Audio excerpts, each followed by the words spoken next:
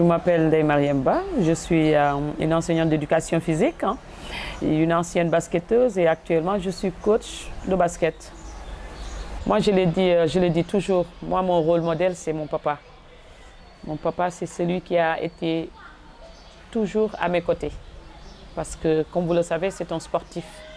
Il a été dirigeant dans le club longtemps, il connaît bien le sport et dans son domaine de travail aussi il a été un leader. Donc du coup, il m'a beaucoup aidé du début. Quand je jouais au football quand même, dans la rue, dès que j'entendais la sirène, les chemins de fer, je fuyais, j'entrais dans la maison parce qu'il ne faut pas qu'il me trouve en train de jouer au foot. Parce qu'il m'interdisait le football.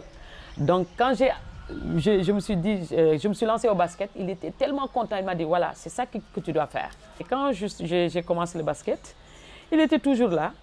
Même quand je portais mes équipements, quand je sortais, il me regardait du haut en bas, voir si c'est bien correct, si c'est... Voilà. Il se disait peut-être, celle-là, c'est une future lionne.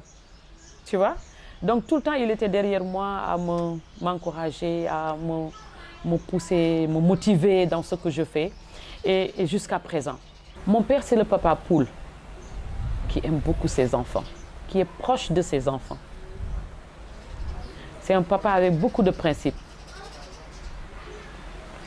Et fier, beaucoup de fierté. Là où les gens disent qu'ils ne peuvent pas dire, lui, il est toujours là pour le dire. Voilà. Porte pas de gants pour te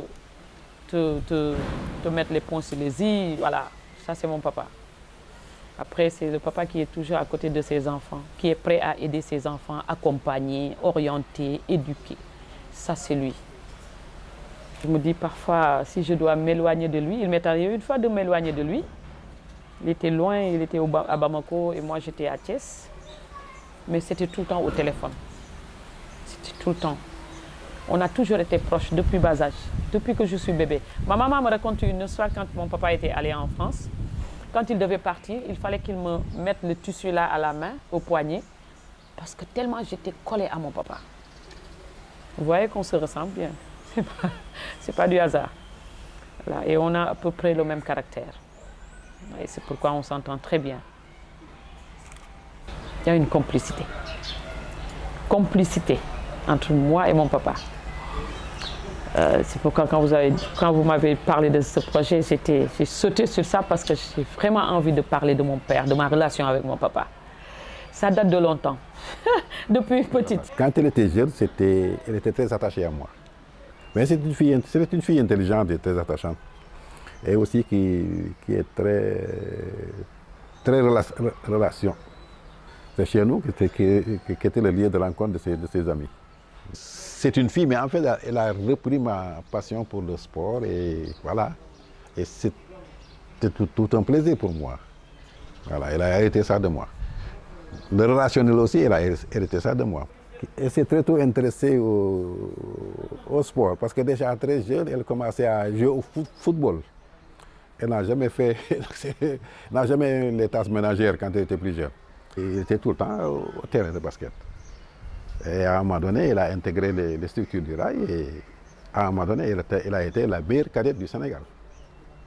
Avec les grandes équipes du Sénégal, là, comme la JA, la Jeanne d'Arc de Dakar, le Djaraf, bon, qui voulait l'amener déjà pour en faire une basketteuse professionnelle.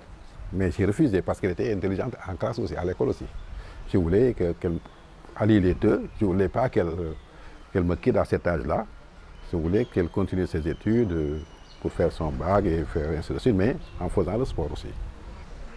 Entre une fille et son papa ici au Sénégal, dans notre culture, il y a des problèmes sur lesquels on peut discuter, il y a d'autres sur lesquels peut-être qu'elle parle avec sa maman. Parce que c'est là aussi qu'intervient sa maman. Il y a certains problèmes, c'est avec sa maman.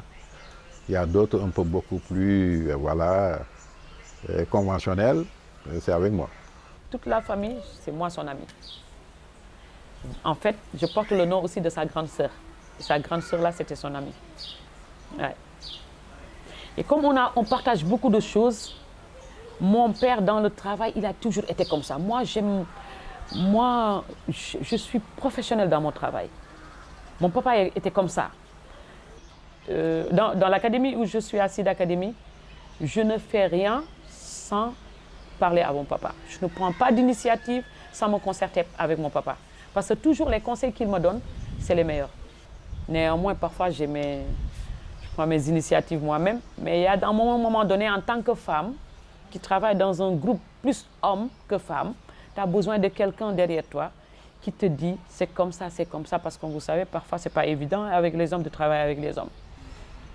Surtout quand tu es caractériel, comme moi, avec des principes, pas évident du tout.